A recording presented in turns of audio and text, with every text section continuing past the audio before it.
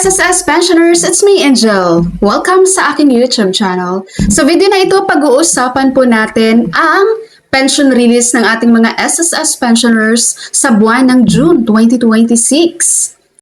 Dahil ang pensyon na matatanggap ng ating mga SSS pensioners for the month of June 2026 ay kasama na po. Effective na ang second round increase, na kung saan yan po ay bahagi doon sa 3-year increase reform program ni SSS. Ang original po talaga nito, 'di ba, sa ating second round increase dapat mangyari pa to sa September 2026. Pero mas pinaaga ni SSS ng 3 months.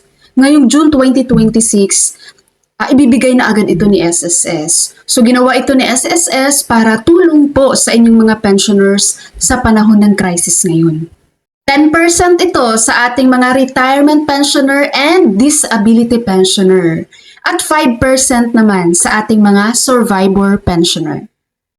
Ang makakatikim po nitong second round increase sa June 2026 ay mga pensioner na po ni SSS ha, as of May 31, 2026. Pero don't worry po doon sa mga mag-retire pa lang na merong date of retirement or date of contingency mula June 1, 2026 hanggang August 31, 2026. Dahil po kasama pa rin po kayo sa second round increase ng pensyon nyo. Magsisimula nga lang ang sa inyo guys sa September 2026. Malinaw po ba? Panoorin niyo po ng buo ang video na to dahil sa dulo ng video na to guys, magbibigay ako ng example doon sa flow ng inyong pension increase. Alright? So ngayon po, titingnan naman natin, meron bang batch na mapapaaga sa release ngayong June 2026? Meron bang batch na matatamaan ng weekends? Or meron bang batch na matatamaan ng holidays? Okay, sa ating mga batch 1 pensioners, ito yung may contingency ng 1 to 50, no?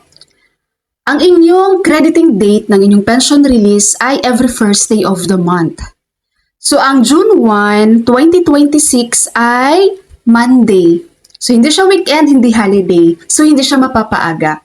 Para sa ating batch 1, ang inyong pension release for the month of June 2026 will be on June 1, 2026 Monday. Para naman po sa ating mga batch 2 pensioners, ito naman yung may contingency ng 16 to 31. So, ang crediting date ng inyong pension is every 16th of the month. So, ang June 16 ay Tuesday. So, it's not weekend, it's not holiday. So, ibig sabihin, hindi rin mapapaaga ang release ng ating batch 2 pensioners for the month of June 2026. So, ngayong release ng SSS pension sa buwan ng June 2026, walang mapapaaga. Batch 1, June 1, Batch 2, June 16. Sa mga baguhang pensioners po dito na nanonood ngayon, just in case po na magtataka kayo or magtatanong kayo, paano malaman kung anong batch ka, paano malaman yung schedule ng release? Sa schedule po ng release, mga ma'am and sir, sa mga bagong pensioners po dyan ha, kasi yung mga existing pensioners natin, alam na nila to, paulit-ulit na nila itong napapanood. So, mga baguhang pensioners dyan, pwede nyo po itong isearch sa Google para kayo din mismo mababasa nyo siya. Meron pong circular number si SSS na 2020-024. Ito po ay revised schedule sa monthly pension release po ng ating mga pensioners. So dito po, number 1, makikita natin dito ang schedule of crediting of regular monthly pension.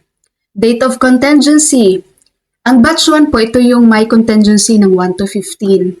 So ang crediting date lagi ng batch 1 natin ay first day of the month. At ang ating batch 2 naman, ito yung may date of contingency ng 16 to 31. Ang crediting date naman po nila is every 16th of the month.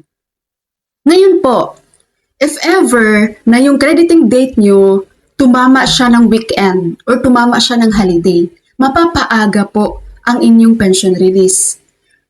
A day before weekend or a day before holiday, yun doon po binibigay ang inyong pension release. Okay? Sa batch naman, kung paano yung malaman kung anong batch kayo, ito po nakabase po ito sa inyong date of retirement or date of contingency. Meron akong separate video nito guys, paano nyo malaman kung ano ba yung date of retirement nyo. Kasi ang date of retirement, hindi lang yan at you're 60 years old. Hindi lang po yun. So may mga babasihan po tayo dun. So meron akong separate video nun, comment ka lang, i-reply ko po sa iyo ang link ng video. Take note lang din po mga ma'am answer natin dyan. Lalo na yung mga baguhan. May mga bangko po dito guys na late po nagkikredit ng pensyon nyo.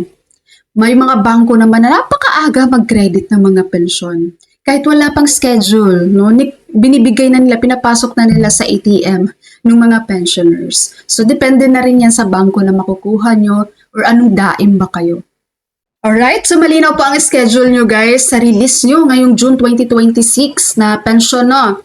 So, ngayon naman, itong makikita nyo ngayon sa screen guys, ito yung example para doon sa 3-year increase reform program, yung magiging flow ng inyong increase. Itong month, ang August 2025, let's say for example po, ang nilagay ko pong pension dito, 3,000 pesos. Itong August 2025, wala pang increase to. Diba? Wala pang increase yan. Ngayon, pagdating ng September 2025, dito nagkakaroon na ng first round increase. 10%. No, example ko dito ang 10% ha. Kung survivor ka, palitan mo lang ng 5% yan. Okay? So sa September 2025, yun yung nagiging first round. So ang 10% ng 3,000 ay 300 pesos. Kaya nung September 2025, ang naging pension mo ay 3,300. At yun na yung natanggap mong pension. Mula September 2025 hanggang May 2026, 3,300.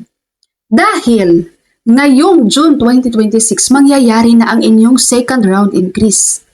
So, ibig sabihin, itong 3,300, madadagdagan na naman yan ng 10%. So, ang 10% ng 3,300 ay 330. Kaya, ngayong June 2026, ang iyong pensyon ay maging 3,630 pesos. At yan na, buwan-buwan ang matatanggap mong monthly pensyon hanggang August 2027. Dahil sa September 2027, ito na. Third and final round na ng inyong increase. Ang 3,630 pesos ay madadagdagan na naman ng 10%. Ang 10% ng 3,630 ay 363 pesos. So mula September 2027 onwards, no? Kahit anong buwan pa yan, anong taon yan, ang iyong magiging monthly pension ay 3,993 pesos na. Nagigets niyo po? Yan po ang magiging flow ng inyong pension increase. Alright po, bago natin i-end ang video na ito guys, mga naghanap dyan ng pabango ha, ito po ay available ulit dyan sa ating description. So nandyan po ang link ng mga products na ito. Alright, so that's all for my video for today. Thank you so much for watching everyone. God bless you all.